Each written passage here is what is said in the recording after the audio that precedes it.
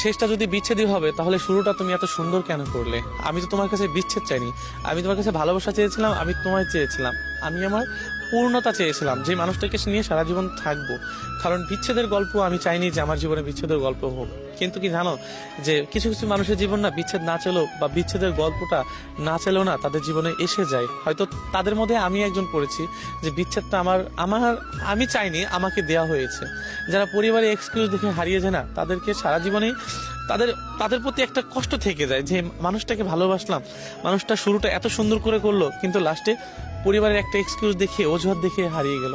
দুনিয়াতে সবচেয়ে বড় কষ্ট কি জানো, যে একটা অজুহাত, যে আমার পরিবারকে মানাইতে পারছে না, আমার পরিবার মানছে না, বা আমি তোমাকে আর চাই না, আমাদের বিচ্ছেদ হোক, এই যে একটা অজুহাত, এই কষ্টটা না দুনিয়ার কোনো ছেলেই না সহ্য করতে পারে না, বা কোনো ভালোবাসার মানুষ এটা সহ্য করতে পারে না।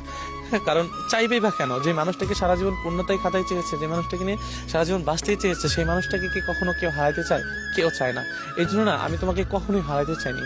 কারণ তুমি মিথ্যা ভালোবাসা দিয়েছো, মিথ্যা অভিনয় করেছো, আমি সবই বুঝতে পেরেছিলাম। কিন্তু আমি আশাই ছিলাম যে যদিও আমি আমার ভালোবাসার মানুষটাকে বুঝাইতে পারি, যদি একটু বোঝো, যদি আমার জন্য একটু ভালোবাসা তৈরি হয়, তাহলে হয়তো এই ভালোবাসার মানুষটিকে আমার হবে, যাকে দেখলে আমার শান্তি জাগে, যাকে দেখলে আমার সারাদিনের ক্লান্তি ভাব দূর হয়, সেই মানুষটাকে হয়তোবা আমি সারা জীবনের জন্য পেয়ে যাবো। এই জন্য না সারা জীবন তোমাকে বুঝিয়ে এসেছি যে আমি ভালোবাসি, কখনো আমার কাছ থেকে হেরে যেও না।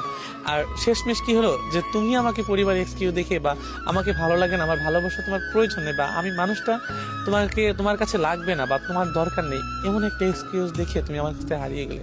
সত্যি বলতে কি জানো, যে ভালোবাসা না সবার জন্য আসে না, আর সবার জন্য মায়া লাগে না। কারণ তোমার হয়তো আমার জন্য মায়া আজকে না লাগতে পারে, কিন্তু মনে রেখো, এমন একটা দিন আসবে, এমন একটা সময় আসবে, সেদিন হয়তো তোমারও কষ্ট হবে, তুমিও বুঝতে পারবে যে এই মানুষটাকে হারানো বা এই মানুষটাকে কষ্ট দেওয়া আমার একদমই ঠিক নেই। কিন্তু কি জানো, যে দিন শেষে না আমিও ঠকে গিয়েছি তোমার মিথ্যা ভালোবাসার কাছে, তোমার মিথ্যা অভিনয়ের কাছে।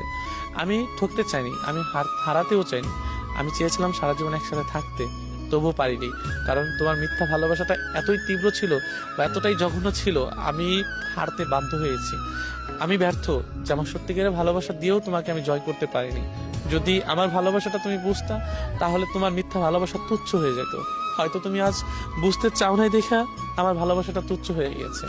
কিন্তু বিশ্বাস করো, আমি শেষটা বিচ্ছেদ চাইনি, আমি তোমায় চেয়েছিলাম, আমি তোমার ভালোবাসা চেয়েছিলাম, আমি পূর্ণতা চেয়েছিলাম, যেই পূর্ণতায় আমরা সারা জীবন একসাথে থাকতে পারবো। কিন্তু দিন শেষে ওই মানুষটাই হেরে যায়। এই জন্য আমি বিচ্ছেদ চাইনি, আমি তোমায় চেয়েছিলাম, তোমার ভালোবাসায় পেয়ে পূর্ণতা পেতে চেয়েছিলাম। কিন্তু আফসোস, আমি তোমায় পেলাম না, লাস্ট বেলায় আমি বিচ্ছেদ পেলাম।